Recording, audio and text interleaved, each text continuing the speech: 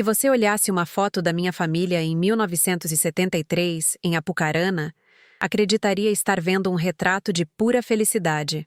Roberto, meu marido, com aquele sorriso largo que encantava a todos, eu ao seu lado, com o vestido de domingo e os cabelos arrumados, e nossos 2 filhos, pequenos e risonhos, completando a cena. Éramos a imagem do sucesso, a prova de que o trabalho duro e a dedicação construíam uma vida perfeita.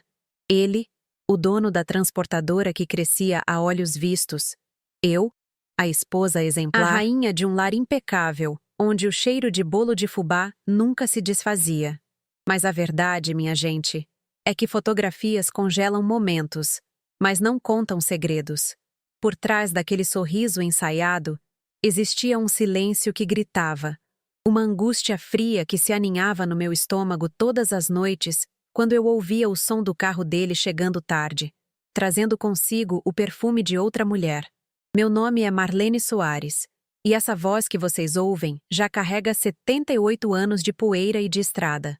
Hoje, eu falo com a tranquilidade que só o tempo e a distância podem trazer, sentada na varanda da minha casinha no interior de Minas, com o cheiro de terra molhada e café passado no ar. A história que eu vou contar não é uma daquelas que a gente se orgulha nos almoços de família, mas é a história que me fez ser quem eu sou. É a crônica de como a maior humilhação que uma mulher pode sofrer se transformou no meu bilhete de fuga para uma vida que eu nem sabia que tinha o direito de desejar. Antes de mergulhar nesse passado que por tanto tempo me assombrou, me conta aqui de onde você está me ouvindo. Eu adoro saber até onde as minhas palavras chegam, que cidades e corações elas alcançam. Por 50 anos, essa história ficou guardada numa caixinha empoeirada dentro do meu peito, trancada a 7 chaves pelo medo e pela vergonha. Naquela época, a mulher traída era tão culpada quanto o marido que traía, talvez até mais. Éramos julgadas pela nossa incapacidade de segurar o homem em casa. Mas, hoje, olhando para o rosto das minhas netas, mulheres livres e donas de suas próprias vozes, eu sinto que o meu silêncio não serve mais. Preciso contar como uma dona de casa de 26 anos, que não tinha nada além de um nome de casada e 2 filhos pequenos, encontrou forças para virar a mesa do próprio destino. Não é uma história de vingança, mas sim de sobrevivência. É a prova de que, às vezes, a gente precisa quebrar tudo, fugir do que nos destrói, para finalmente poder se reconstruir do zero. Nossa vida em Apucarana, no início dos anos 70, era o que se podia chamar de um sonho paranaense. A cidade, conhecida como Cidade Alta, vivia o auge do ciclo do café, e um cheiro adocicado de grão torrado pairava no ar da manhã, misturando-se ao perfume do meu jardim de rosas.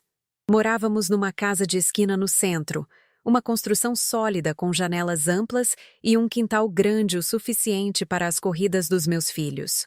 Para quem via de fora, as paredes brancas e bem pintadas eram o símbolo da prosperidade de Roberto, um testemunho do seu sucesso. Eu cuidava daquela casa como se cuida de um templo.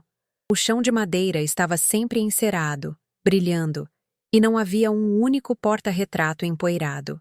A ordem meticulosa era a minha forma de tentar controlar um mundo que, dentro de mim, já começava a se despedaçar em silêncio. Minha rotina era um relógio preciso, programado para servir. Acordava às 5, antes mesmo que o galo do vizinho pensasse em cantar. O primeiro som do dia era o do moedor de café, um ritual sagrado para garantir que o de Roberto estivesse sempre fresco e forte, do jeito que ele gostava. Enquanto ele se barbeava, eu passava a camisa do dia, sentindo o calor do ferro como uma extensão da minha obrigação de mantê-lo impecável para o mundo. Depois, era a vez das crianças, Ricardo e Lúcia. Acordá-los com carinho, dar o banho, arrumar os uniformes escolares, preparar a lancheira com o pão caseiro que eu assava 2 vezes por semana. Eu era uma máquina de cuidados, uma engrenagem invisível que fazia a vida de todos eles girar com perfeição, sem nunca parar para pensar no que fazia meu próprio coração girar. Roberto era uma figura na cidade, um homem respeitado e, por que não dizer, invejado. Ele saía de casa por volta das 7, cheiroso, imponente dentro do seu terno bem cortado. Deixava um beijo rápido no meu rosto, um gesto que com o tempo se tornou mais um hábito do que um afeto. Os olhos dele já focados na rua, nas planilhas, nos caminhões, que rodavam o estado. Eu o via entrar no seu Opala reluzente e sentia uma mistura de orgulho e um vazio inexplicável. Ele era o meu provedor, o homem que me dava o sobrenome e o status. Mas a distância entre nós crescia a cada dia. Ele vivia a vida lá fora, a vida real, cheia de desafios e conquistas, enquanto a minha se resumia ao portão de casa, um universo doméstico, seguro e terrivelmente previsível. Meus filhos eram o sol da minha existência, a única parte da minha vida onde o amor era simples e verdadeiro. Ricardo, com seus 6 anos, era a energia em pessoa, sempre com um joelho ralado e uma pergunta curiosa na ponta da língua. Lúcia, a mais nova, com 4, era meu grudinho, uma menina doce de olhos grandes que me seguia pela casa como uma sombra. As horas que passávamos juntos no quintal, entre brincadeiras de esconde-esconde e histórias inventadas debaixo do pé de amora, eram meu refúgio. O amor que eu sentia por eles era físico, uma força que me mantinha de pé. Era por eles, e somente por eles, que eu suportava as noites solitárias e a crescente indiferença de Roberto. Eles eram a minha desculpa para continuar sorrindo, para fingir que a nossa família de comercial de margarina ainda era real. A vida social era uma extensão do trabalho de Roberto, um palco onde eu desempenhava meu papel mais importante. Aos domingos, a missa na Catedral Nossa Senhora de Lourdes era obrigatória. Eu vestia as crianças com suas melhores roupas, e nós 4 entrávamos na igreja, como a família modelo. Os cumprimentos na saída eram um misto de cordialidade e fiscalização. "Marlene, você está cada dia mais bonita", dizia a esposa do gerente do banco, com um olhar que media meu vestido e meu penteado. Os jantares no Rotary Club eram ainda piores.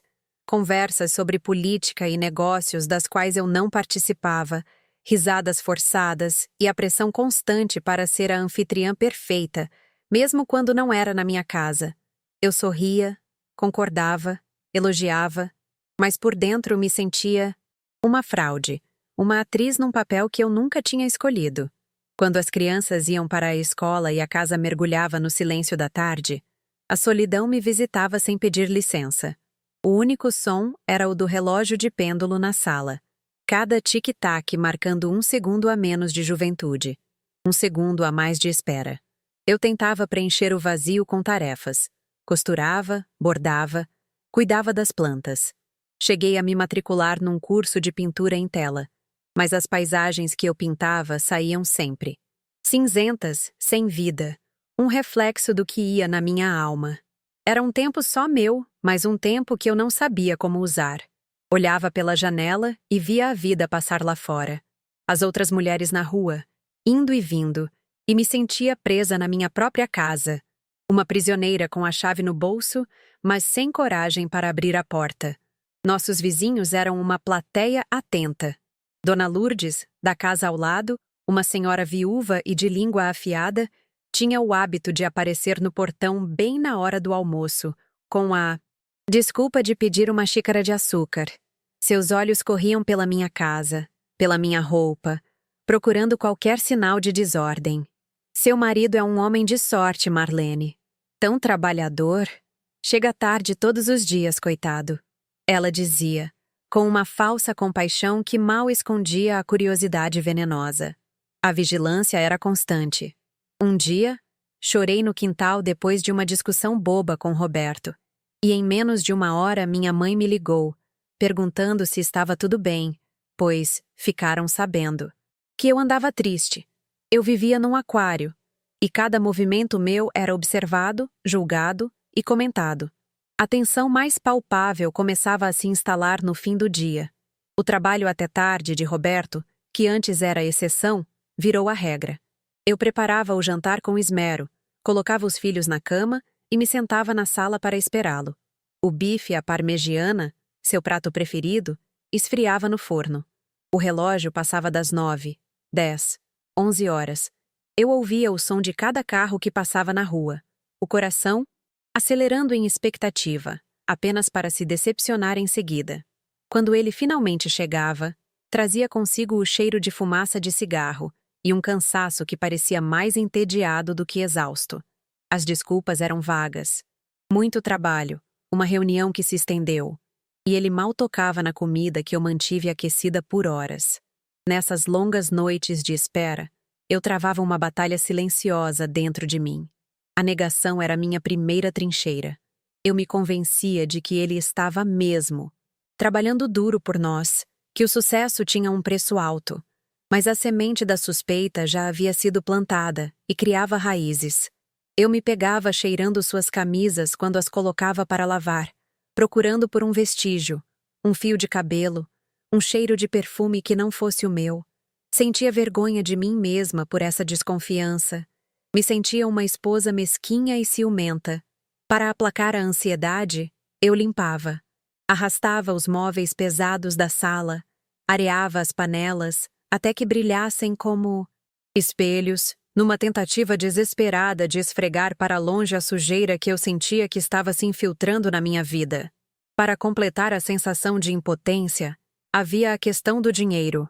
Roberto era um provedor generoso. Não me faltava nada material. A despensa estava sempre cheia, as crianças tinham os melhores brinquedos, e eu usava roupas de boa qualidade. Mas o dinheiro nunca era meu. Era dele. Eu recebia uma quantia semanal para as despesas da casa e do mercado, e qualquer gasto extra precisava ser justificado e aprovado. Se eu quisesse comprar um vestido novo, precisava pedir. Essa dependência financeira era uma corrente invisível, mas tão forte quanto uma de ferro. Ele não era cruel, nunca me humilhou por isso, mas o arranjo deixava claro qual era o meu lugar. Eu era a administradora do seu lar, a mãe dos seus filhos, mas não era sua parceira. Era mais uma de suas belas e bem cuidadas posses. Assim era a minha vida. Uma colcha de retalhos costurada com fios de aparência. Por fora, o tecido era rico e colorido, admirado por todos. Tinha uma família de comercial, uma casa de revista e um marido bem-sucedido. Mas por dentro, os nós eram apertados, as linhas estavam puídas e o pano de fundo era de um cinza desbotado. Eu era a esposa de Roberto Soares, a mãe de Ricardo e Lúcia, a dona de casa exemplar da Rua das Acácias. Mas a Marlene, a mulher que eu era antes de tudo isso, estava desaparecida. Todas as noites, antes de dormir, eu olhava para o meu reflexo no espelho escuro do quarto e me perguntava quem era aquela mulher de olhar cansado. Eu não sabia a resposta, mas sentia, com um medo gelado, que estava prestes a descobrir da pior maneira possível. A primeira rachadura na parede da minha vida perfeita apareceu numa terça-feira chuvosa de novembro. Não foi um dia especial. Não era nosso aniversário de casamento nem nada parecido, o que talvez tenha tornado tudo ainda mais cruel.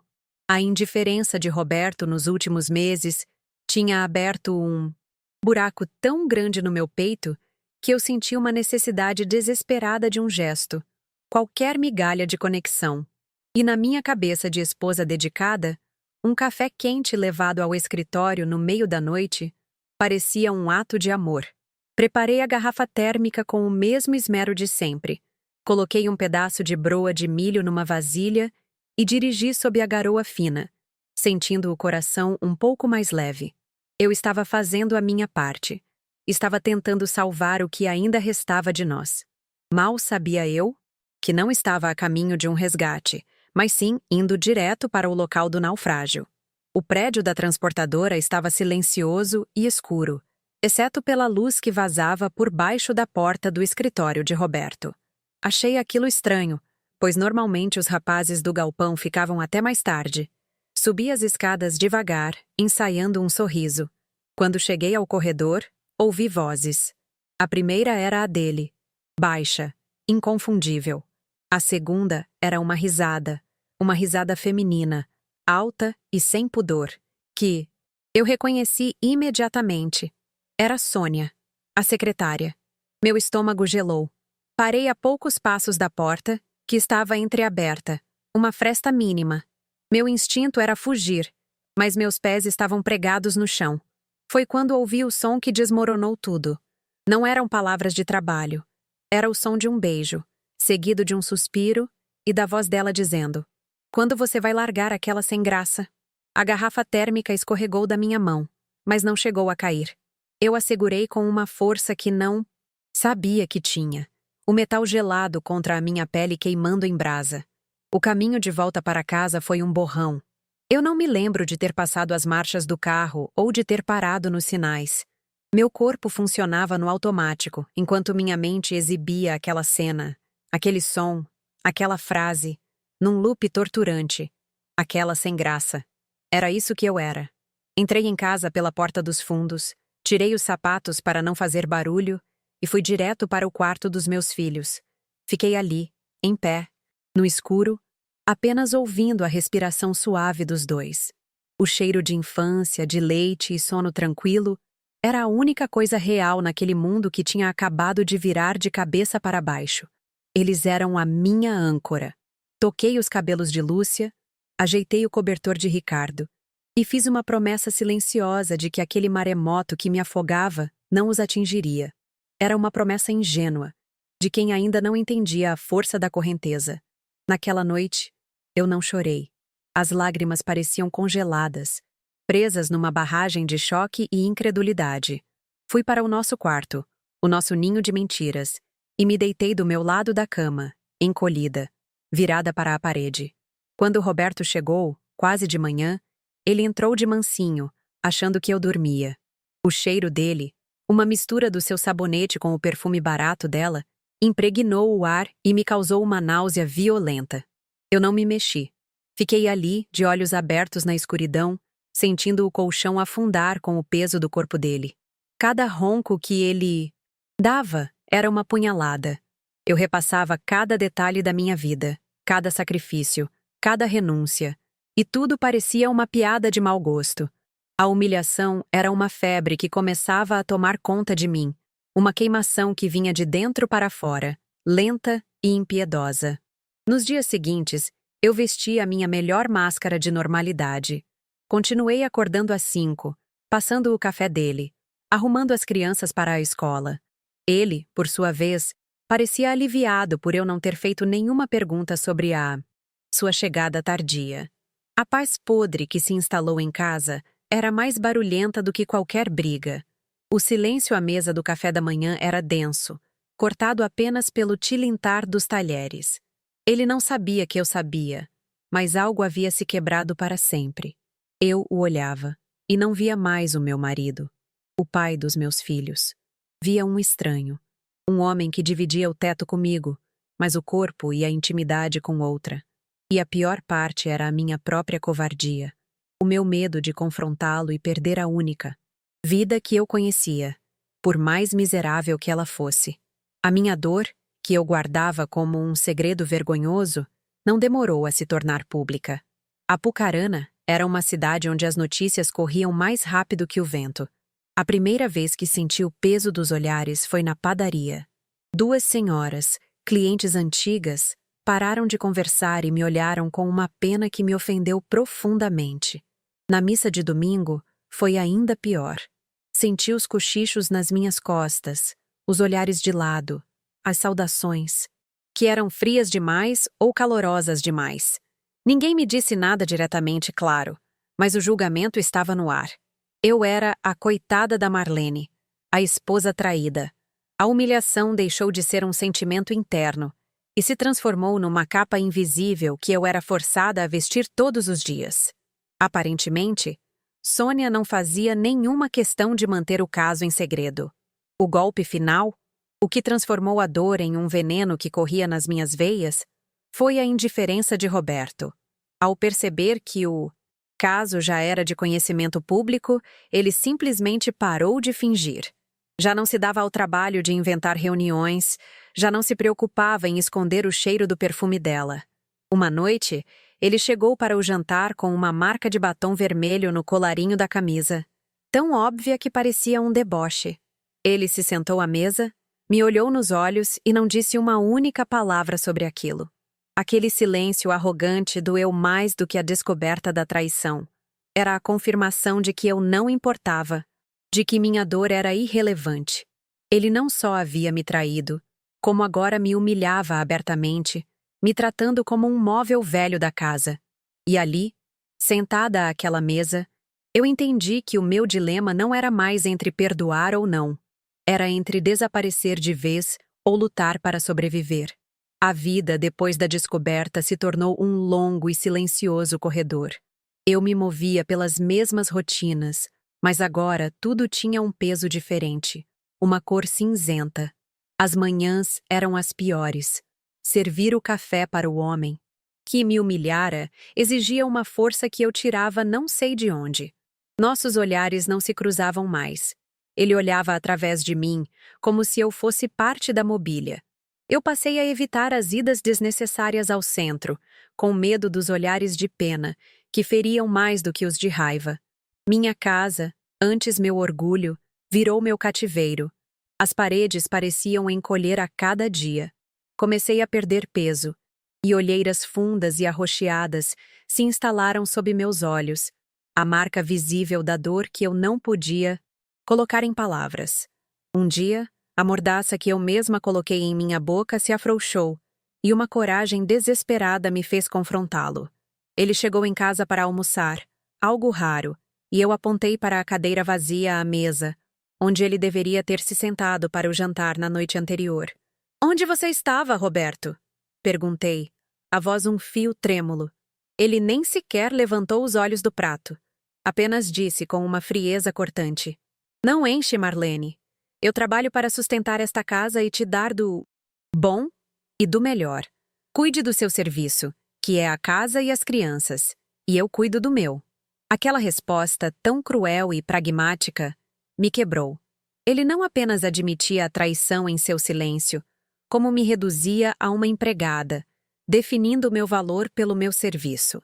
Sentindo-me completamente sozinha, busquei refúgio na única pessoa que eu achava que me entenderia: minha mãe. Peguei o ônibus para a cidade vizinha onde ela morava, com o coração apertado de angústia. Entre soluços, contei tudo. A descoberta, os olhares na rua, a humilhação do batom, a frieza dele. Eu esperava um abraço, um conselho para me reerguer. Em vez disso, recebi um balde de água fria. "Minha filha", ela disse, ajeitando os óculos no rosto. "Homem é assim mesmo. Tenha paciência. Roberto é um bom provedor. Te dá tudo. Pense nos seus filhos. Mulher separada fica mal falada, nunca mais arruma ninguém. Reze para Nossa Senhora, que essa fase dele vai passar." Saí da casa da minha mãe com a alma mais pesada do que quando cheguei. A minha própria mãe me empurrava de volta para a jaula. O veneno daquela situação começou a respingar nos meus filhos. As crianças, com seus radares sensíveis, sentiam a atmosfera pesada da casa. Lúcia voltou a fazer xixi na cama, e Ricardo, antes tão falante, se tornou um menino quieto e assustado.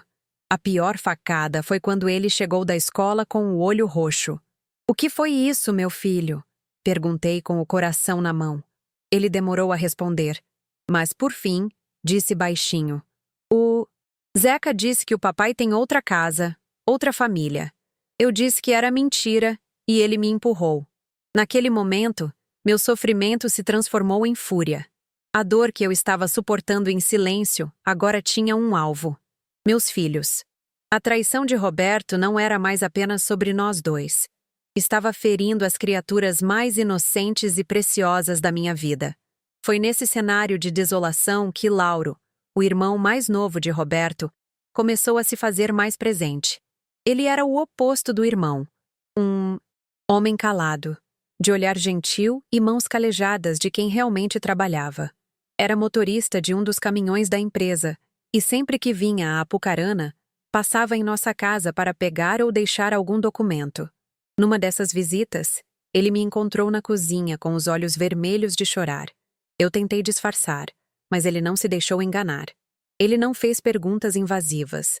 Apenas se sentou à mesa, puxou um banquinho e disse com sua voz mansa: "Se quiser conversar, Marlene, eu sei ouvir."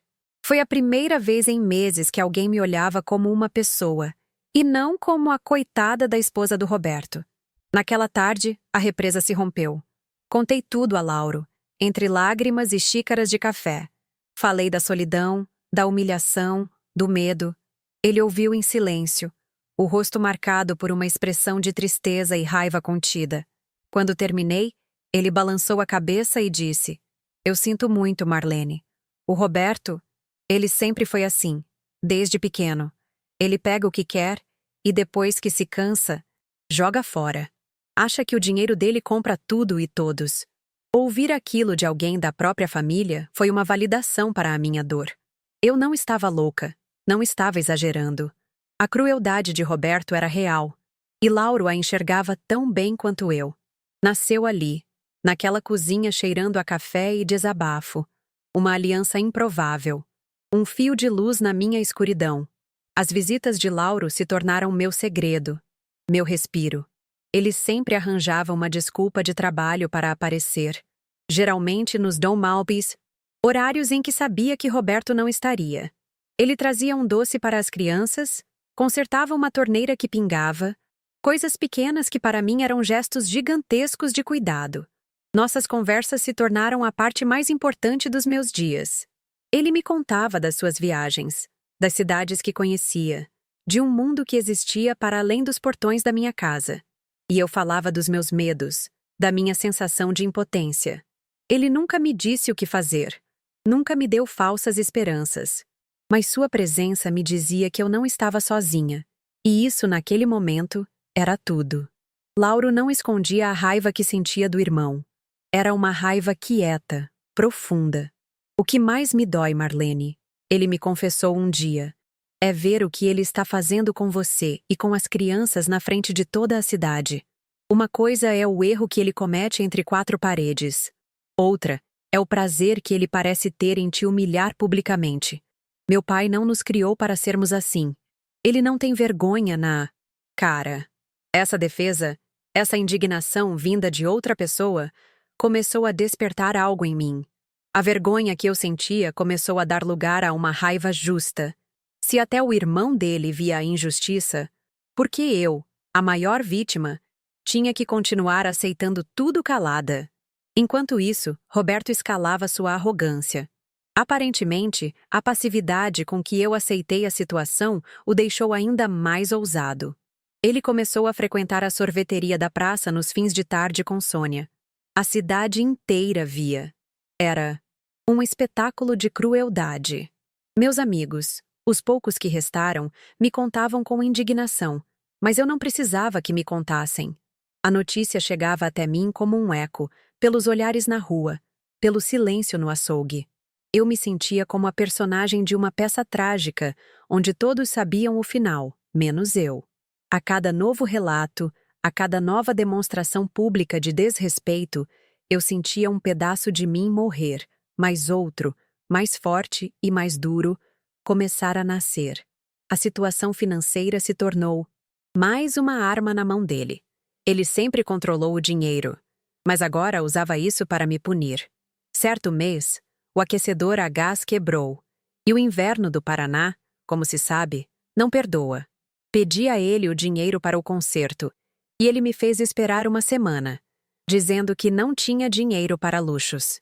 Tive que dar banho nas crianças com água esquentada no fogão, enquanto ele saía para jantar fora com a outra.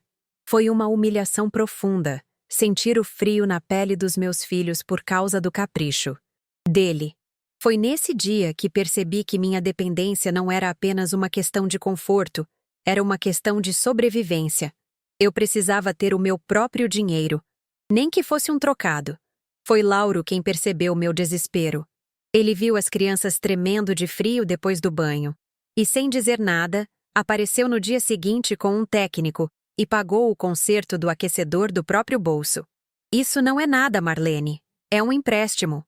Quando puder, você me paga", ele disse, para salvar meu orgulho.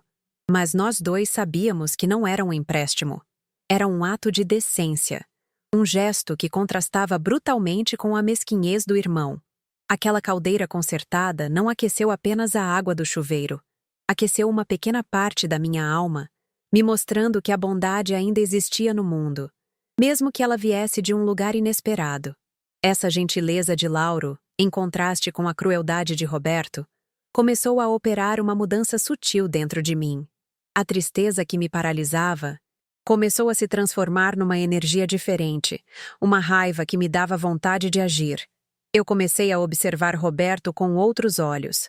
Já não via o homem poderoso que eu temia, mas um homem fraco, que precisava humilhar a esposa para se sentir grande.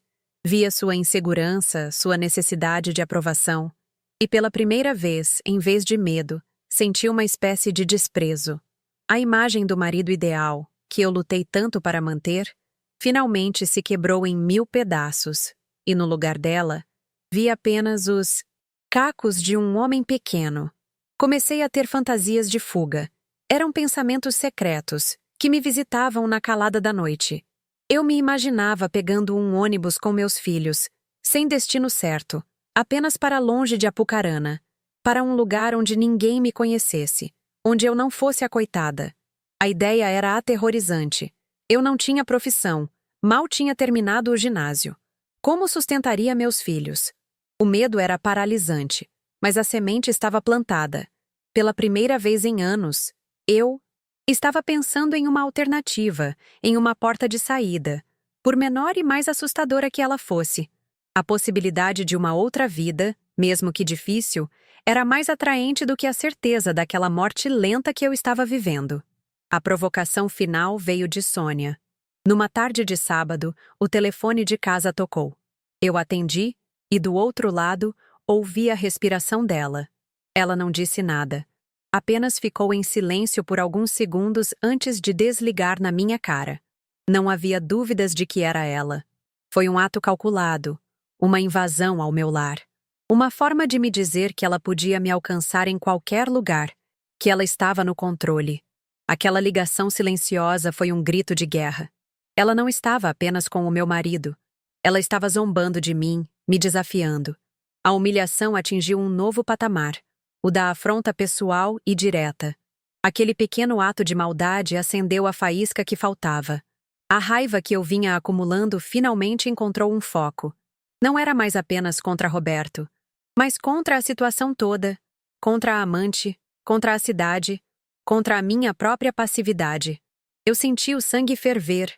A Marlene boazinha, a esposa que suportava tudo calada, começou a morrer naquela tarde.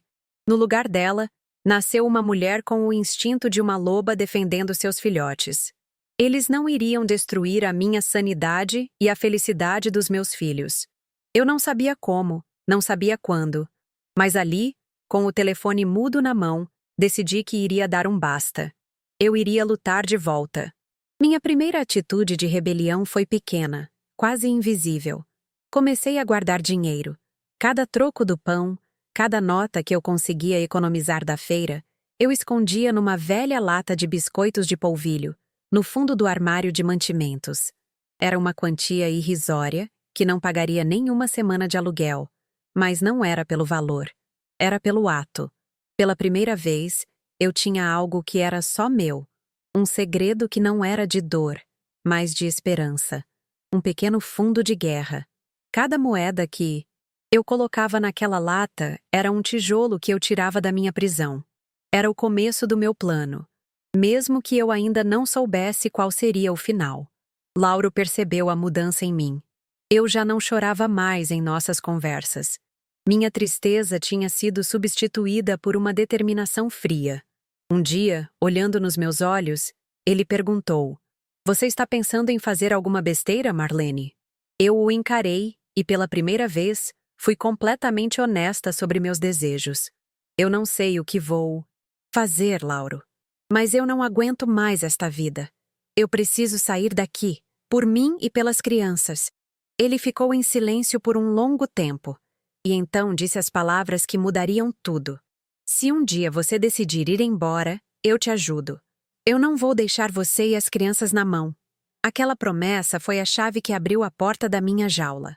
Os dias que se seguiram foram de uma calma tensa. Por fora, nada havia mudado. Eu continuava minha rotina de dona de casa, mas por dentro, eu era uma estrategista. Observava os horários de Roberto, prestava atenção nas conversas, juntava informações. A lata de biscoitos engordava lentamente. Eu já não me sentia mais uma vítima à deriva. Eu tinha um cúmplice, um segredo e um plano embrionário. A decisão de partir ainda não estava tomada, mas a possibilidade era real, era palpável. Eu estava apenas esperando. Esperando pelo empurrão final, pela gota d'água que faria o copo transbordar e me daria a justificativa final para cometer o ato mais louco e mais corajoso da minha vida. E eu não tive que esperar muito. A indiferença de Roberto era tão grande que ele já não se importava com as aparências nem dentro de casa. Um dia, o telefone tocou e Ricardo atendeu. A voz do outro lado era de Sônia, perguntando pelo pai. Meu filho, com a inocência dos seus 6 anos, me passou o telefone dizendo: "Mamãe, é a moça do escritório do papai." Meu sangue gelou. Peguei o telefone e ouvi a voz dela, cínica, pedindo para falar com ele. Roberto pegou o aparelho, se afastou para o canto da sala e falou com ela em voz baixa, cheia de intimidade, na minha frente e na frente do nosso filho. Ali, naquela cena, eu vi o futuro. Meus filhos crescendo num lar sem respeito, aprendendo que aquilo era normal. Aquela noite, coloquei as crianças para dormir e senti um nó na garganta. Beijei a testa de cada um e prometi em silêncio que os tiraria daquela casa. Aquele não era um ambiente para eles crescerem. A falta de amor entre mim e Roberto já era ruim, mas a falta de respeito era venenosa. Roberto havia profanado nosso lar, o santuário que eu tanto me esforcei para construir. Ele havia permitido que a amante entrasse em nossa casa através do fio do telefone, desrespeitando a mim e, pior, aos nossos filhos. O instinto de proteção maternal, o mais forte de todos, gritou mais alto que o medo, mais alto que a convenção social, mais alto que a voz da minha própria mãe. Comecei a me preparar de forma mais concreta. Separei uma pequena mala com roupas para mim e para as crianças, escondida no fundo do guarda-roupa. Contei e recontei o dinheiro da lata de biscoitos. Eram apenas algumas notas amassadas, mas para mim, valiam mais que todo o ouro do mundo. Era o dinheiro da minha liberdade. Eu ainda não sabia para onde iria, mas a ideia de longe já era suficiente. Longe de Apucarana, longe dos olhares, longe de Roberto, longe de Sônia. Eu precisava de um lugar onde eu pudesse ser apenas a Marlene, e não a esposa traída do Roberto Soares. Um lugar onde eu pudesse recomeçar e dar aos meus filhos a paz que eles mereciam. A relação com Lauro se aprofundou na cumplicidade. Ele era o único que sabia do meu plano, o guardião do meu segredo. A confiança que eu depositava nele era imensa. Ele era família, mas não da forma que me aprisionava. Era da forma que me libertava. Em seus olhos, eu não via pena, via respeito.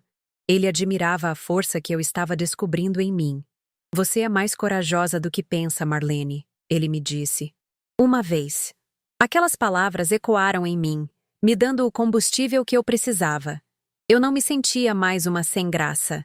Começava a me sentir uma mulher que, encurralada, estava prestes a mostrar suas garras. Os dias se arrastavam com uma lentidão angustiante. Eu vivia num estado de alerta constante, esperando o momento certo, o gatilho. Eu me sentia como uma atriz no último ato de uma peça, sabendo que a cena final estava se aproximando. Olhava para os objetos da casa, para o jardim que eu cuidei com tanto carinho, e não sentia mais apego. Apenas uma melancolia de despedida. Aquela não era mais a minha casa. Aquele não era mais o meu mundo. Eu era uma forasteira na minha própria vida, apenas esperando o trem que me levaria para longe. O medo ainda estava lá. Um companheiro constante, mas agora ele andava de mãos dadas com uma nova e poderosa sensação. A esperança. Eu me pegava pensando no futuro com Lauro. Não de forma romântica, ainda não. Mas como um parceiro de fuga. um aliado. A lealdade dele para comigo, em detrimento do próprio irmão, era algo que me comovia profundamente. Ele estava arriscando sua relação familiar, seu emprego, tudo, para me ajudar. Por quê? Eu não ousava perguntar, com medo de quebrar o encanto daquela ajuda desinteressada. Mas no fundo, eu sentia que ele via em mim algo que nem eu mesma via. Ele não estava apenas me salvando de Roberto. Ele estava me ajudando a salvar a mim mesma. O ambiente na transportadora, segundo Lauro me contava, também estava pesado. Sônia já agia como a dona do lugar. Dava ordens aos outros funcionários, usava o carro da empresa para fins pessoais e tratava Roberto com uma intimidade desrespeitosa na frente de todos. Os motoristas mais antigos, que me conheciam desde o início, estavam indignados, mas ninguém tinha coragem de enfrentar o patrão. A empresa, que era o orgulho de Roberto, a fonte de todo o seu poder, também estava sendo contaminada pela podridão daquela relação. Ele estava tão cego por aquela paixão ou capricho que não percebia que estava destruindo tudo ao seu redor, inclusive a si mesmo. Eu sentia uma pena amarga de Roberto. Ele tinha tudo para ser feliz. Uma família, uma empresa próspera, respeito na comunidade. E estava jogando tudo fora por uma aventura que o rebaixava. Eu via a infelicidade nos olhos dele, mesmo quando ele tentava disfarçar com arrogância. Ele bebia mais do que antes, e sua risada era sempre alta demais, forçada demais. Ele não era um monstro completo. Era um homem fraco, perdido em suas próprias falhas, e que, para se sentir forte, precisava pisar em quem estava mais perto. Entender isso não diminuiu a minha dor, mas tirou o poder que ele tinha sobre mim. Eu não era a causa do problema dele. Eu era apenas o alvo mais fácil. Numa das últimas conversas que tive com Lauro antes da grande virada, ele me entregou um pequeno mapa rodoviário e um maço de dinheiro. É todo o meu salário deste mês. Ele disse. Fique com ele. E olhe este mapa. Se precisar, sumir. Escolha uma cidade pequena em outro estado, onde ninguém conheça ninguém. Comece de novo, Marlene. Você merece. Eu chorei. Dessa vez não de tristeza, mas de uma gratidão tão imensa que mal cabia no peito. O mapa e o dinheiro eram mais do que objetos. Eram a prova de que minha fuga era possível. A esperança deixou de ser um sonho e se tornou um plano, com rotas, cidades e recursos. Eu escondi o mapa e o dinheiro junto com as minhas economias na lata de biscoitos. Aquela lata se tornou meu tesouro, meu cofre de esperanças. Todas as noites, depois que todos dormiam, eu a abria e olhava para o mapa, traçando rotas com o dedo, sussurrando nomes de cidades que eu nunca tinha ouvido falar. Cidades em Minas Gerais, no Mato Grosso, longe, bem longe do Paraná. Cada nome era uma promessa de anonimato, uma chance de renascimento. Eu estava me despedindo da Marlene Soares, esposa de Roberto, para me preparar para conhecer a Marlene, dona do seu próprio nariz, mãe coragem, uma mulher que eu ainda estava por descobrir quem era. A tensão pré-confronto era quase insuportável. Eu agia com uma calma que não sentia. Cuidava da casa, das crianças, e até respondia aos monossílabos de Roberto com uma polidez fria. Ele não notou a diferença. Para ele, eu continuava sendo a mesma mulher submissa de sempre, o tapete onde ele limpava os pés sujos da rua. Essa cegueira dele foi a minha maior aliada. Ele não desconfiava da tempestade que se formava sob a superfície calma do meu comportamento. A calmaria que precede o furacão. E o furacão estava prestes a chegar, com uma força que nem eu mesma sabia que possuía. Uma noite, Lúcia acordou com febre alta. Passei a madrugada em claro com ela no colo, colocando panos úmidos em sua testa. Roberto dormia pesadamente no quarto ao lado, alheio a tudo. Naquela longa vigília, olhando para o rostinho inocente e febril da minha filha, minha decisão se solidificou como rocha. Eu não podia mais expor meus filhos àquela instabilidade, àquele abandono. Eles precisavam de um lar, de paz, de uma mãe inteira, e não dos pedaços que sobravam de mim. O amor por eles foi o combustível final, a força que superou o último resquício de medo. Eu estava pronta. Só faltava a oportunidade. O fim de semana se aproximava, e com ele, a festa de aniversário da cidade. Roberto havia confirmado que iríamos. Um dos poucos eventos sociais que ele ainda fazia questão da minha presença para manter as aparências. Mas eu sabia, por um comentário que Lauro me fez, que Sônia também estaria lá. Ele planejava me exibir como um troféu mudo, enquanto se divertia com a outra pelas minhas costas. A ideia me encheu de um nojo tão profundo, uma repulsa tão visceral, que eu soube com uma clareza assustadora que aquele seria o palco do meu último ato naquela cidade. A festa de Apucarana não seria o cenário da minha humilhação final, mas sim o da minha libertação. A noite da festa de aniversário da cidade chegou com um ar pesado, premonitório. Vesti-me com um cuidado que já não tinha há anos, escolhendo um vestido azul marinho, sóbrio, que minha mãe me dera de presente. Arrumei os cabelos, passei um batom discreto. Era a última vez que eu vestiria a fantasia de esposa de Roberto Soares. Ele chegou atrasado, já com o cheiro adocicado de uísque no hálito e uma impaciência que transbordava pelos poros. O caminho até a Praça da Matriz, onde o palco estava montado, foi feito em silêncio. A música alta da banda e as luzes coloridas da quermesse pareciam zombar do breu que havia se instalado em nossas vidas. Eu não sentia nada, nem medo, nem tristeza. Apenas uma calma fria, a calma de quem sabe que está prestes a atravessar o furacão. Na festa, a humilhação foi servida como prato principal. Roberto me deixou sozinha perto de uma barraca de doces e foi circular entre os conhecidos, distribuindo sorrisos e apertos de mão. De longe, eu vi Sônia. Ela estava com um vestido vermelho, chamativo, e ria de uma forma que parecia calculada para chegar até mim. Seus olhos encontraram os meus por um instante, e ela me lançou um olhar de triunfo. As pessoas passavam por mim, algumas com pena, outras com um constrangimento evidente. Eu era um fantasma na festa da minha própria cidade. Roberto, percebendo que minha presença ali, quieta e triste, era uma acusação silenciosa contra ele, veio até mim, irritado. Pelo amor de Deus, Marlene, dê um sorriso. Vão pensar que você está doente. Ele sibilou, com os dentes cerrados. O estopim foi um comentário de um compadre antigo que, já meio alto pela cerveja, deu um tapinha nas costas de Roberto e disse: "Cuida bem dessa sua esposa, Roberto. Mulher boa assim é raridade." A frase, dita como um elogio, caiu como uma bomba no já minado campo da paciência de Roberto. Ele viu aquilo como uma afronta, uma crítica velada à sua conduta. Sua raiva, que até então estava contida, explodiu. Ele me agarrou pelo braço com uma força desnecessária e disse, num tom baixo e ameaçador que só eu pude ouvir: "Você me paga. Vamos embora agora." Ele me arrastou pelo meio da multidão, sem se importar com os olhares espantados. Cada passo para fora daquela festa era um passo em direção ao fim. O trajeto para casa foi o mais longo da minha vida.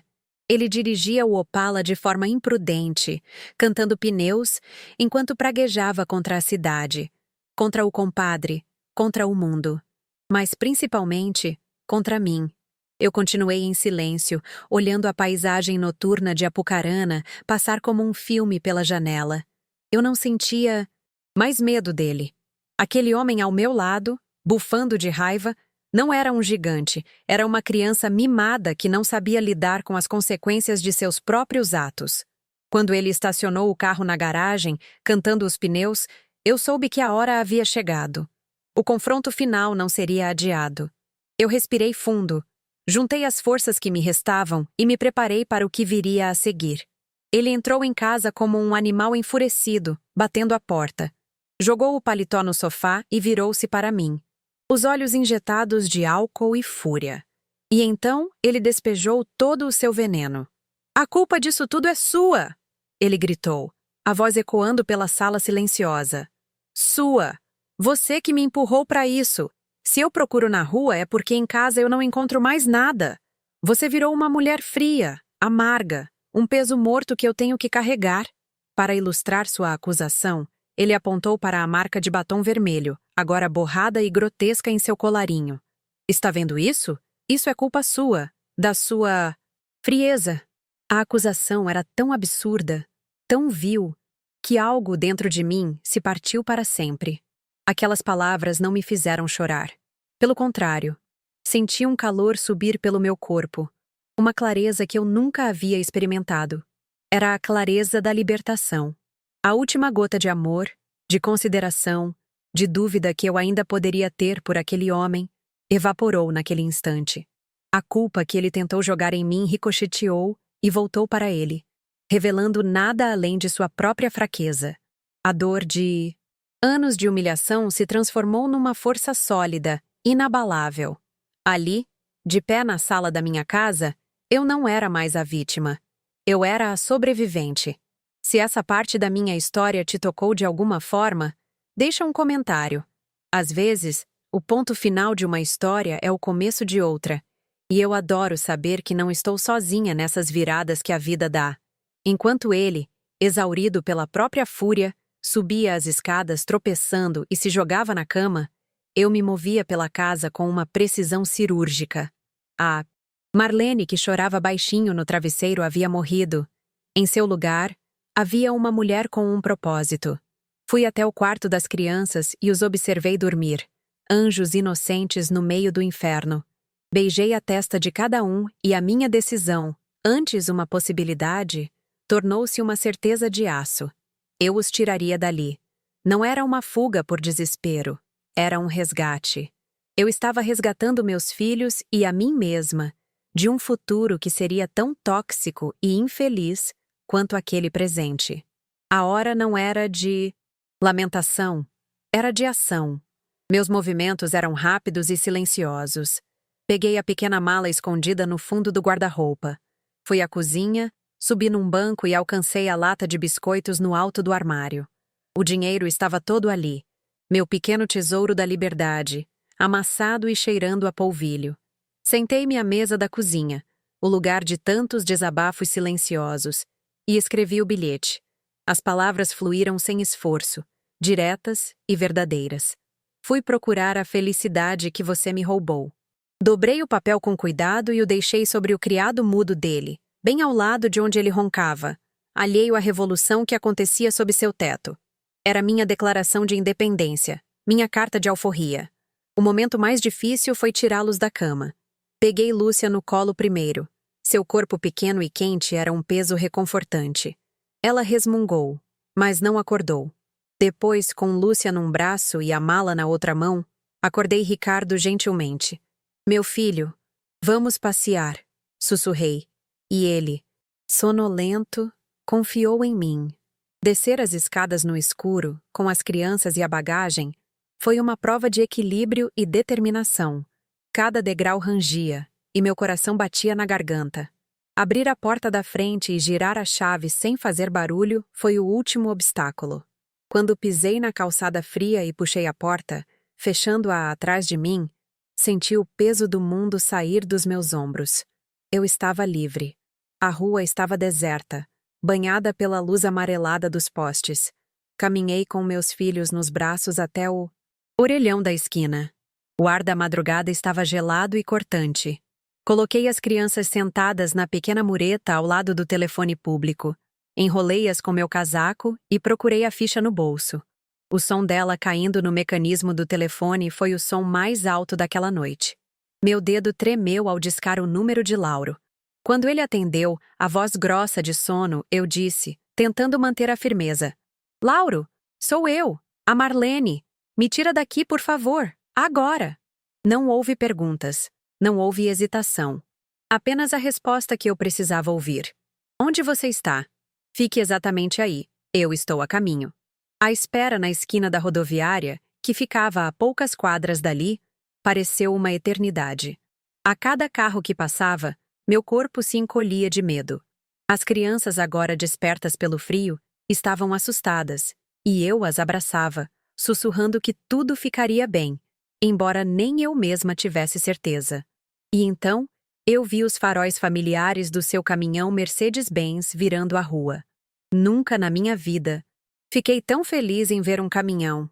Lauro desceu da cabine com o rosto marcado pela preocupação.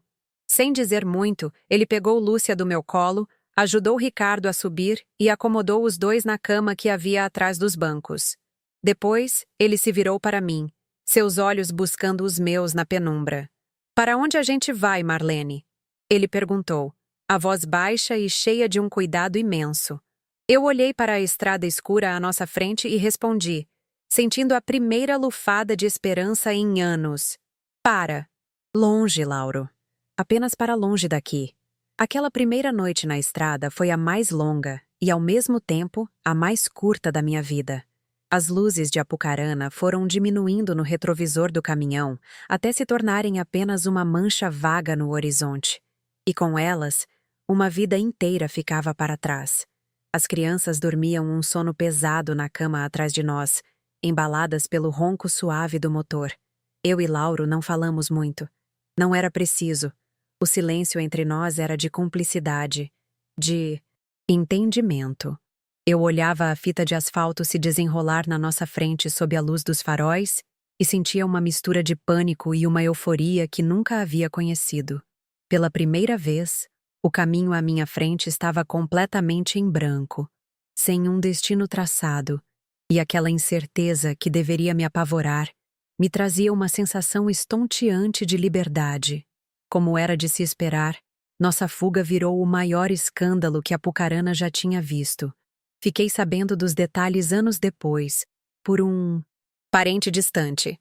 Roberto, ao acordar e encontrar o bilhete, foi tomado por uma fúria cega. Para salvar a própria honra ferida, ele me pintou para a cidade como uma adúltera sem coração, uma louca que havia sequestrado os próprios filhos e fugido com o cunhado, corrompendo a inocência do seu próprio irmão. Fui julgada e condenada em cada esquina, em cada balcão de padaria. Fui a mulher sem moral, a ingrata. E Lauro foi o traidor, a maçã podre da família. A versão de Roberto foi a que prevaleceu, pois eu não estava lá para me defender. E a verdade é que isso não me importou. A opinião de pessoas que nunca se preocuparam com a minha dor não tinha mais valor algum. Nosso recomeço foi em uma cidadezinha encravada nas montanhas de Minas Gerais. Um lugar de ruas de pedra, gente simples e um ritmo de vida que era o oposto da agitação de Apucarana. A vida era dura, muito dura. O dinheiro que Lauro me deu e as minhas economias acabaram rápido. Alugamos uma casinha de 2 cômodos nos fundos de um terreno, e a pobreza era nossa companheira constante. Lauro conseguiu um emprego de motorista numa fazenda de café, e eu, com a única habilidade que tinha, comecei a costurar para fora. Fazia bainhas de calça, remendava roupas, tudo por uns trocados. Passamos fome, passamos frio, mas pela primeira vez em muito tempo, eu sentia paz. Era uma paz conquistada com suor e dignidade, uma paz que valia mais que todo o luxo que eu tinha deixado para trás. Lauro se revelou a figura paterna que Roberto nunca soube ser. Ele chegava cansado do trabalho, mas sempre tinha tempo para jogar bola com Ricardo no quintal de terra ou para sentar no chão e brincar de boneca com Lúcia. Ele nunca levantou a voz para eles. Nunca os tratou com impaciência. Ele os amava com um amor sereno e constante, um amor que se manifestava em gestos, não em presentes caros. Foi ele quem ensinou Ricardo a ler as primeiras palavras e quem consolou Lúcia quando seu primeiro dente de leite caiu. Meus filhos, que em Apucarana estavam se tornando crianças ansiosas e tristes, floresceram sob o cuidado dele, voltaram a ser crianças de verdade. E ver a felicidade deles era a prova diária de que eu tinha tomado a decisão certa. Nosso amor não nasceu de uma paixão avassaladora, mas foi brotando devagar, como uma planta teimosa que cresce nas frestas da pedra. Nasceu da admiração mútua, da cumplicidade nas dificuldades, do conforto de ter alguém ao lado que entendia sua alma sem precisar de palavras. Uma noite, meses depois da nossa chegada, estávamos sentados na área de serviço, olhando a lua, e ele pegou na minha mão. Foi só isso. Mas naquele toque, havia uma vida inteira de promessas silenciosas. Nós nos tornamos marido e mulher sem papel passado, sem festa, sem aliança. Nossa união foi forjada no respeito e na certeza de que éramos o porto seguro um do outro. Ele me ensinou a amar de novo, não com a ingenuidade de uma menina, mas com a sabedoria de uma mulher que sabia o valor de um amor de verdade. Vivemos juntos por mais de 40 anos. Nunca juntamos riqueza, mas construímos um lar. Compramos nossa casinha própria, essa mesma onde estou agora, e vimos nossos filhos crescerem, se formarem, se casarem. Lauro era o esteio de todos nós, um homem de poucas palavras e de uma bondade infinita. Há 10 anos, um câncer silencioso e rápido o levou de mim. A dor da sua partida foi a maior que já senti, um buraco que nunca será totalmente preenchido. Mas até no seu adeus, ele me deixou um presente. A força, que ele me ajudou a descobrir dentro de mim. Olho para as minhas mãos, hoje enrugadas e manchadas pelo tempo, e vejo as mãos dele nas minhas, me lembrando que sou capaz de seguir em frente. Hoje, sentada nesta varanda, vendo meus netos correrem no jardim, eu não sinto nenhum arrependimento. A traição de Roberto quase me destruiu, mas olhando para trás, vejo que foi também a minha salvação. Foi a marreta que quebrou a parede da minha prisão e me forçou a enxergar o céu lá fora. Eu poderia ter aceitado meu destino, ter sido a esposa mártir que todos esperavam. Teria tido uma vida de conforto material, mas de uma miséria de alma que certamente teria me matado aos poucos. A fuga, aquele ato de loucura e coragem, me deu o direito de ter uma história que é minha, escrita com as minhas escolhas, com as minhas lágrimas e, finalmente, com a minha felicidade. Então, para você que me ouviu até agora, se a vida te encurralar, se a dor parecer grande demais, escute bem o que essa velha tem a dizer. Não se afogue na sua própria tristeza. Use a raiva. Use a humilhação. Transforme o veneno que te deram em antídoto. Às vezes, a gente precisa ter a coragem de quebrar tudo, de virar a mesa, de ser a louca que o mundo vai apontar o dedo. Porque a sua felicidade vale mais do que a opinião dos outros. Levante-se do chão, mesmo que suas pernas tremam, e corra na direção da sua própria vida. Ninguém mais pode fazer isso por você. E talvez, lá na frente, você olhe para trás e perceba que o seu ato mais desesperado foi, na verdade, o seu primeiro passo para a liberdade.